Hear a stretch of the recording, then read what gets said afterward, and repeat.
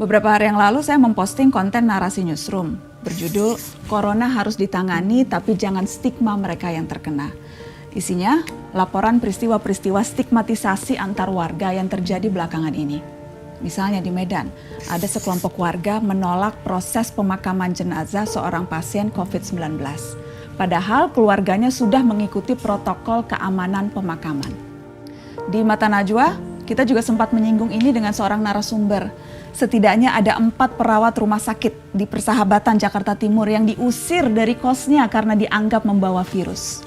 Para suster ini sempat terpaksa harus menginap di rumah sakit. Banyak komentar yang masuk di postingan itu. Saya ingin bacakan beberapa di antaranya. Ada dari Oceanikma. Di sini juga ada Kak Najwa. Jenazah sudah ditolak di 2 tempat, kemudian dikebumikan di wilayah lain. Tapi saat warga tersebut tahu itu jenazah COVID-19, warga geger minta dibongkar kuburannya. Miris lihatnya.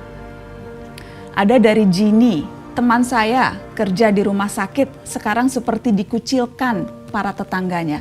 Sedih banget dengar dia curhat. Ada dari Vika Unitas. Bahkan saya dan teman-teman yang ada di kota berstatus zona merah, padahal bukan ODP pun nggak diperbolehkan masuk ke kos. Ada teman saya yang diusir, di gerbang ditulis orang dari kota saya tidak diperbolehkan masuk. Ada dari Lucy Louis, kemarin ada pasien ODP datang ke rumah sakit tempatku kerja dengan nangis-nangis memohon untuk dibuatkan surat keterangan bahwa dia nggak kena COVID-19. Kami pun bertanya, kok sampai nangis segininya?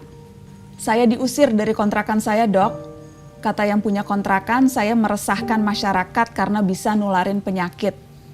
Yang punya kontrakan sampai bilang kalau saya nggak mau keluar dari kontrakan silahkan tunggu warga datang untuk menggerebek rumah dan mengusir. Suami saya pun diancam mau dipecat, Dok, dari pekerjaannya. Saya sedih, Dok, nggak tahu harus berbuat apa dan tinggal di mana. Suami saya pun marah ke saya dan nyuruh saya keluar dari rumah. Cerita yang dibagikan seorang dokter yang juga membuat saya patah hati. Teman-teman, di satu sisi kasus-kasus ini menunjukkan ya kesadaran dan kewaspadaan pada virus COVID-19 mulai terbentuk. Namun upaya menjaga jarak ini jangan kebablasan. Jaga jarak bukan berarti kita bebas mengusir orang atau menolak jenazah. Perawat-perawat itu misalnya, mereka pahlawan kita sekarang. Mereka mempertaruhkan nyawa dengan merawat pasien-pasien dengan peralatan seadanya. Kalau kita sakit, nauzubillah min zalik, jangan sampai kita sakit. Tapi kalau ternyata kita atau kerabat kita sakit, yang merawat kita adalah mereka. Jaga jarak dengan perawat itu wajar. Seperti juga kita memang harus jaga jarak dengan siapa saja sekarang. Tapi kalau sampai mengusir mereka, itu sudah keterlaluan. Pasien PDP atau ODP adalah korban. Bantu mereka mengisolasi diri di rumahnya masing-masing. Bahkan kita perlu mensupport kebutuhan mereka. Supaya apa? Supaya mereka tidak terpaksa keluar rumah. Kalau mereka keluar rumah, yang ada malah bahaya bagi yang lain. Sama juga seperti jenazah. Selama mereka terkait corona, biasanya pihak rumah sakit sudah punya protokol, sudah punya SOP, standar penanganan jenazah. Selain dikafani, sesuai ajaran agama masing-masing, mereka juga dibungkus secara khusus. Sama sekali tidak masalah dikuburkan dimanapun. Karena ketika sudah dikubur, mereka tidak akan menyebarkan virus. Saya akan kutip keterangan Kepala Departemen Kedokteran Forensik dan Medikolega Rumah Sakit Umum Dr. Sutomo Surabaya, Dr. Edi Suyanto. Secara ilmiah ilmu kedokteran, korban atau jenazah kemungkinan menularnya sudah tidak ada, apalagi virus corona. Virus corona harus hidup pada inangnya. Inangnya sudah mati, virusnya juga ikut mati, sama dengan HIV/AIDS, sama dengan H5N1 atau flu burung. Jelas itu, jelas tidak akan menularkan.